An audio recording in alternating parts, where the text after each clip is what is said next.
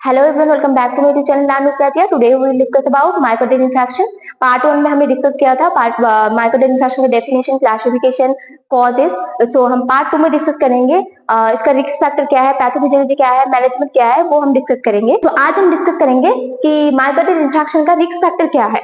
तो risk factor में यहाँ पर एक है मॉडिफाइबल एंड वन है नॉन मॉडिफाइबल। तो मॉडिफाइबल और नॉन मॉडिफाइबल क्या है? मॉडिफाइबल मतलब जिसको हम मॉडिफाई कर सकते हैं, मतलब हमारा जो लाइफस्टाइल है उसको हम कंट्रोल करके इसको हम ठीक कर सकते हैं। लेकिन जो नॉन मॉडिफाइबल है उसको हम ठीक नहीं कर पाएंगे, मतलब वो हमारे कंट्रोल पे नहीं है। जैसे कि फैमिली हिस्ट्री हो जाए, उसके बाद age, gender, autoimmune disease, वो हम डिस्कस करेंगे बाद में। पहले हम मॉडिफाइबल जो रिस्क फैक्टर है वो हम डिस्कस कर लेते हैं। पहले क्या है कि high high blood lipid level, मतलब अगर कोलेस्टेरॉल लेवल ज्यादा हो गया ब्लड पे, जैसे हमने पहले ही बताया कि आर्थरोस्क्लेरोसिस में क्या होता है कि कोरोनरी आर्टरी में जो हमारा प्लेक फॉर्मेशन हो जाता है, तो ये हमारा अगर हाई लेवल ऑफ लिपिड रहता है हमारा किसी के मतलब ह्यूमन बॉडी में, तो क्या होगा यहाँ पर प्लेक फॉर्मेशन हो सकता है। प्लेक फॉर्मेशन होने से क्या होगा हमारा, मैंने पहले बताया कि इस्चेमिया हो सकता है, इस्चेमिया होने से इंफ्रैक्शन हो सकता है।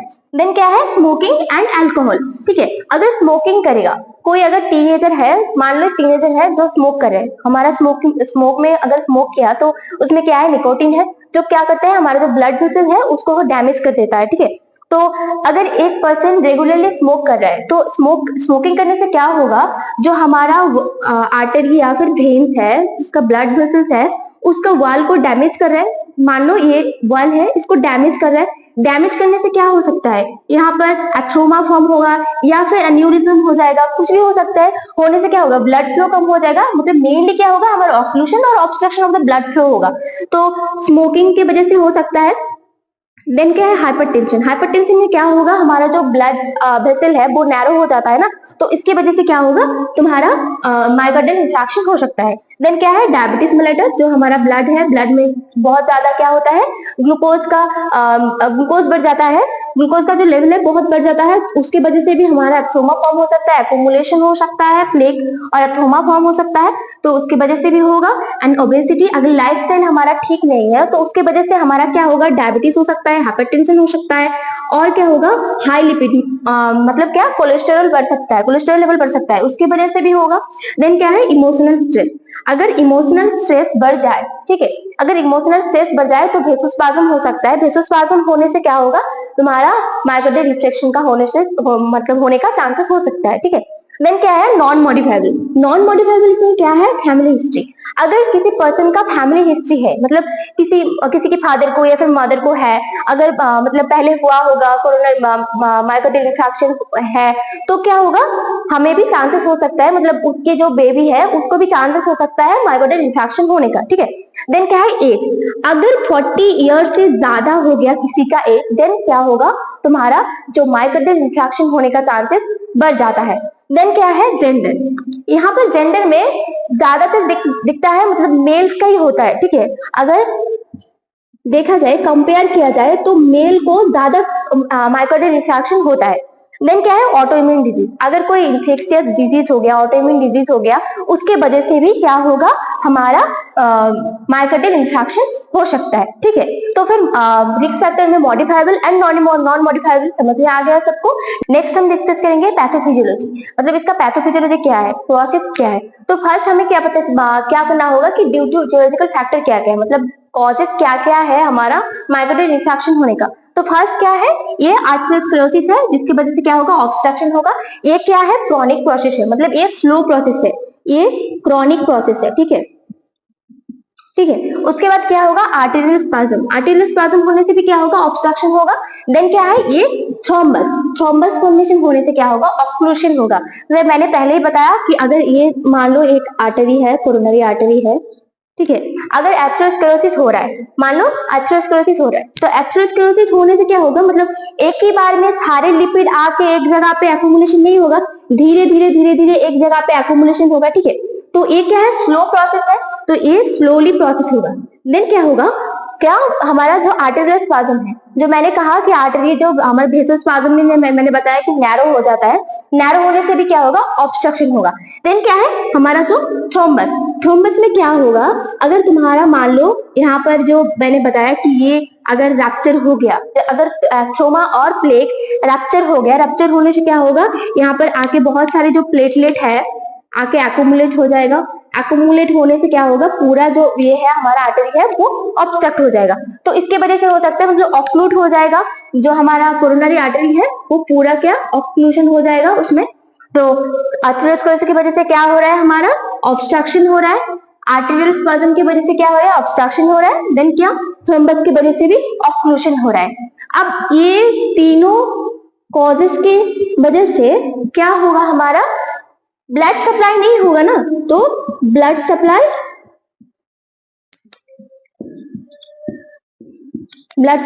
क्या होगा, डिक्रीज हो जाएगा।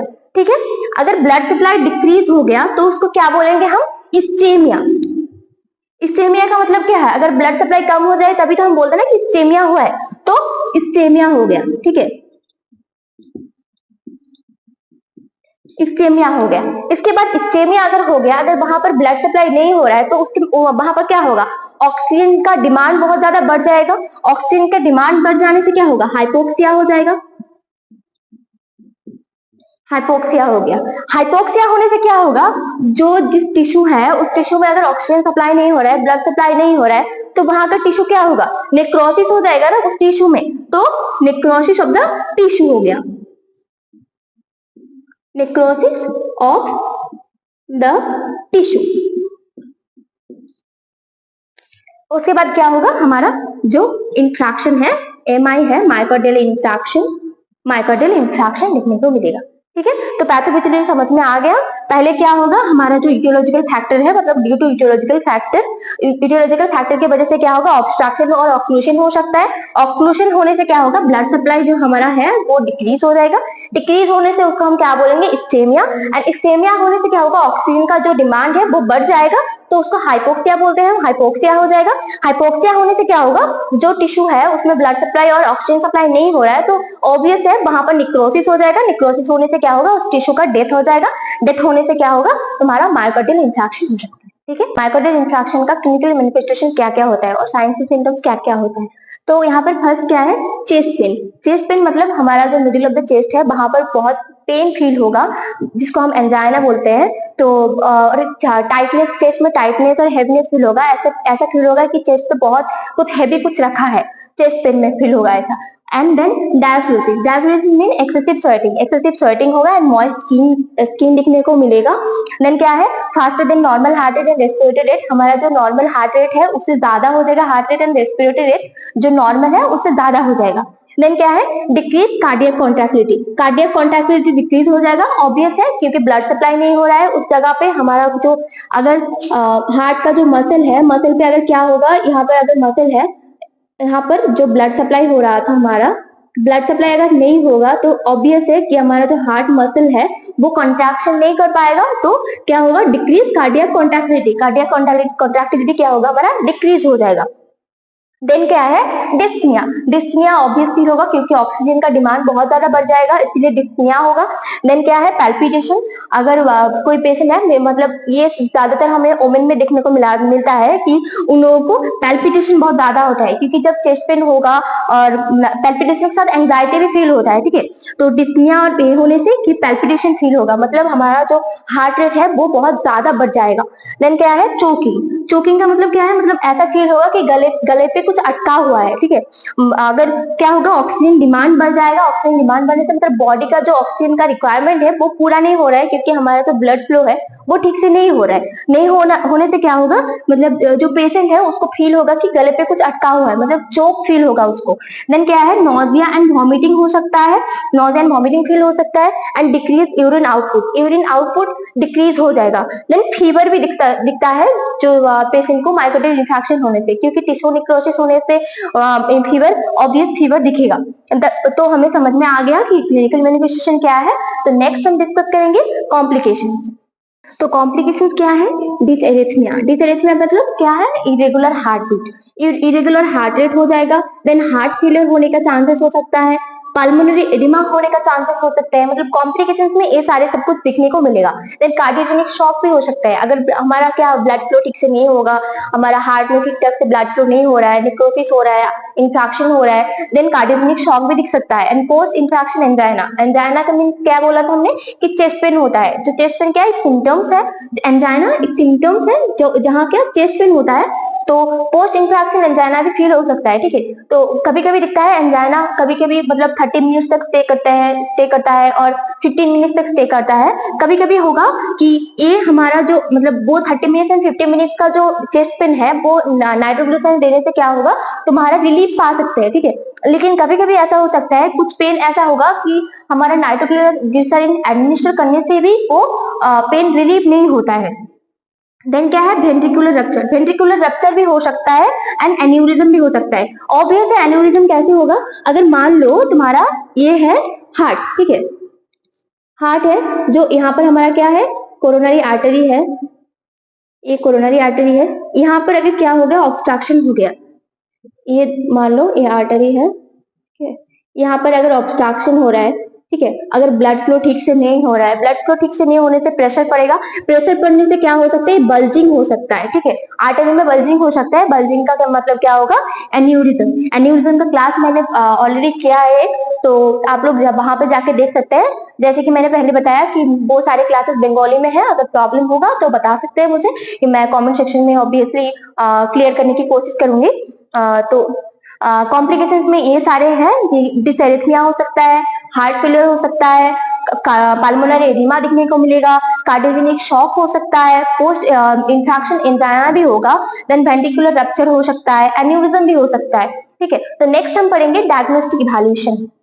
तो डायग्नोस्टिक इवैल्यूएशन पे क्या क्या है हमारा, history and physical examination. Obviously हमें हिस्ट्री एंड फिजिकल एग्जामिनेशन पहले करना होगा, अगर पेशेंट आए तो हिस्ट्री लेना होगा पेशेंट का, कि पहले जैसे मैंने पहले बताया कि रिस्क फैक्टर में क्या क्या है, फैमिली हिस्ट्री, एज, ये वगैरह जो है वो तो हम नॉन मॉडिफाइबल रिस्क फैक्टर में था वो, तो पहले हमें हिस्ट्री लेना होगा कि कोई फैमिली हिस्ट्री है या नहीं, मतलब माइग्रेटरी इंफेक्शन किसी को हुआ है नहीं, तो वो हम लेंगे, हिस्ट्री जानेंगे कि कब से हो रहा है, पेन कब से हो रहा है, कहाँ पर पेन हो रहा है, तो हिस्ट्री एंड फिजिकल एग्जामिनेशन में वो सारा हम देख लेंगे, ठीक है।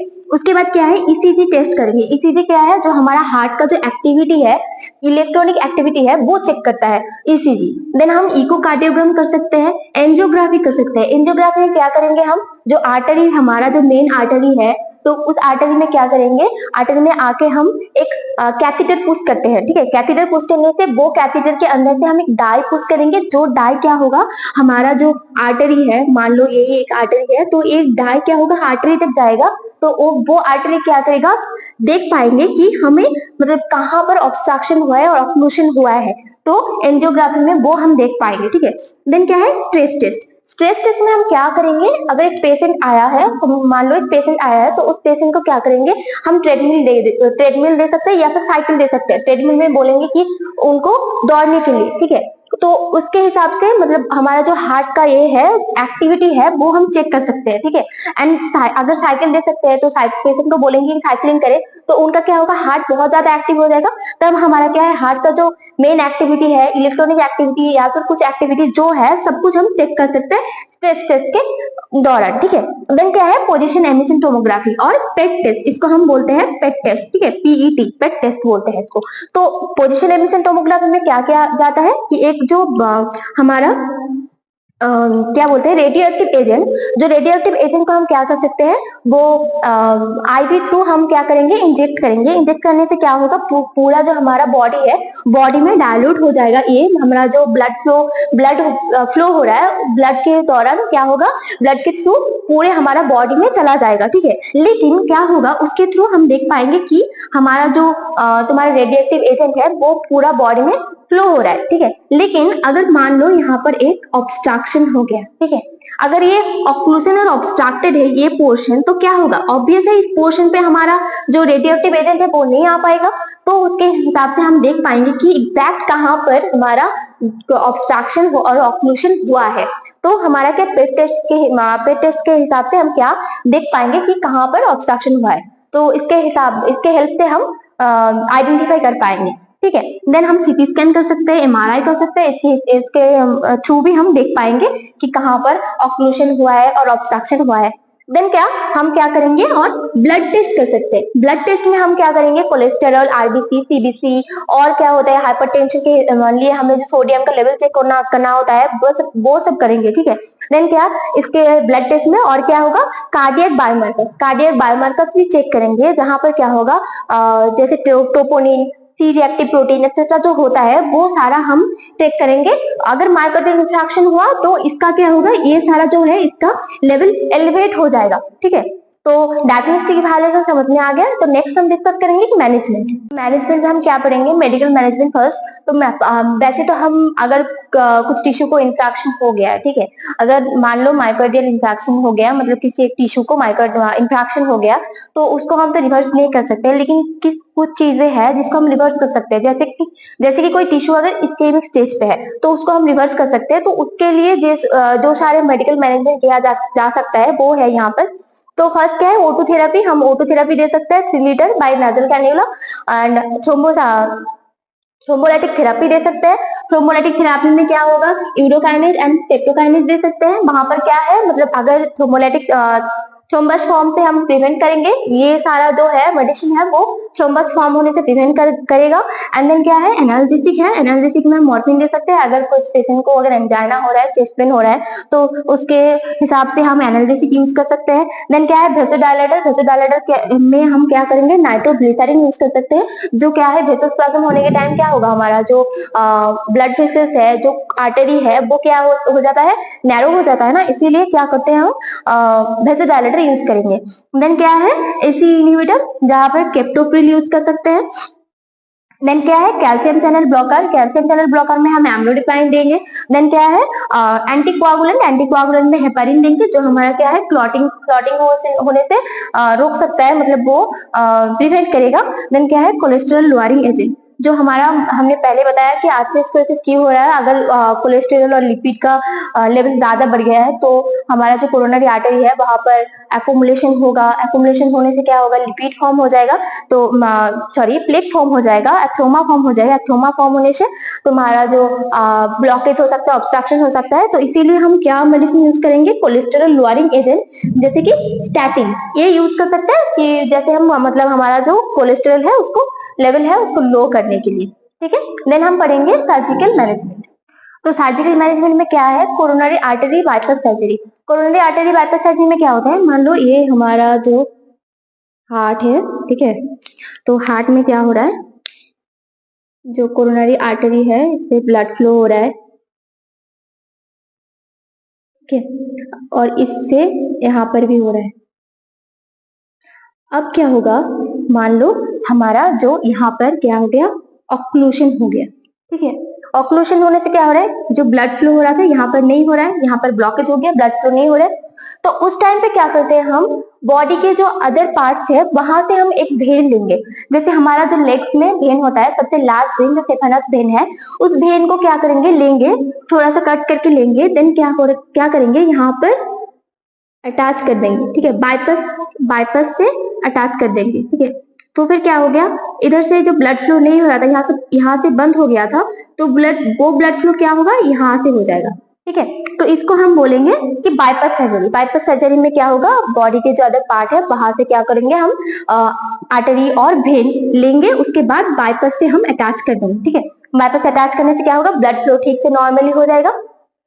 देन क्या है हमारा कि पार्क्यूलिनिया ट्रांसल्यूमिनल कोरोनरी एंजियोग्राफी, बंद करो तो। देन क्या है हमारा, पार्क्यूलिनियस ट्रांसल्यूमिनल कोरोनरी एंजियोग्राफी। यहाँ पर क्या होता है, मान लो ये एक आर्टरी है, ठीक है, ये एक आर्टरी है, तो इसमें क्या हो गया, एथ्रोमा फॉर्म हो गया, एथ्रोमा प्लेक फॉर्म हो गया। हो जाने से क्या हो रहा है, ब्लड फ्लो ठीक से नहीं हो रहा है।